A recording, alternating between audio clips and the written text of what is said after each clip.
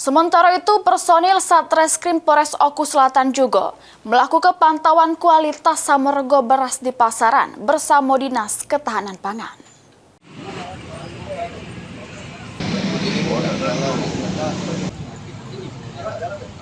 Satuan Reserse Kriminal Khusus Polres Oku Selatan melakukan kegiatan inspeksi mendadak atau sidak ke sejumlah penjajah beras yang ada di Pasar Tengah, Kecamatan Muaroduo, Kabupaten Oku Selatan.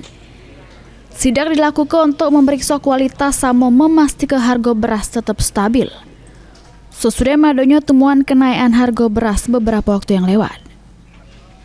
Dari hasil sidak ini, Satreskrim Polres Oku Selatan bersama Dinas Ketahanan Pangan Oku Selatan tidak menemukan pelanggaran yang dilakukan oleh sejumlah pedagang. Harga beras premium maupun medium di sejumlah penjajah tetap stabil, sesuai dengan harga eceran tertinggi atau HET. Baik itu juga dengan ketersediaan atau stok beras cukup banyak sama aman.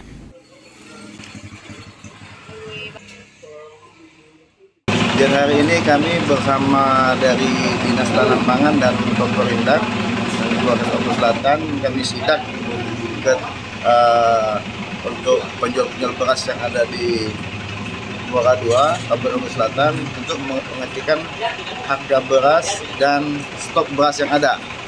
Alhamdulillah untuk stok beras Oku Selatan masih mencukupi dan harga beras masih sesuai head. Untuk stok sendiri, Pak? Untuk stok tadi kami cek masih banyak untuk ketersediaan stok. Untuk mengcover Kabupaten Oku Selatan masih terpenuhi.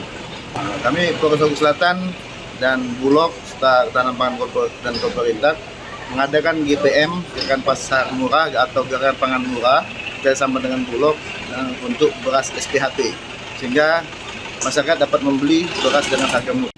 Sri Fitriana, PAL TV.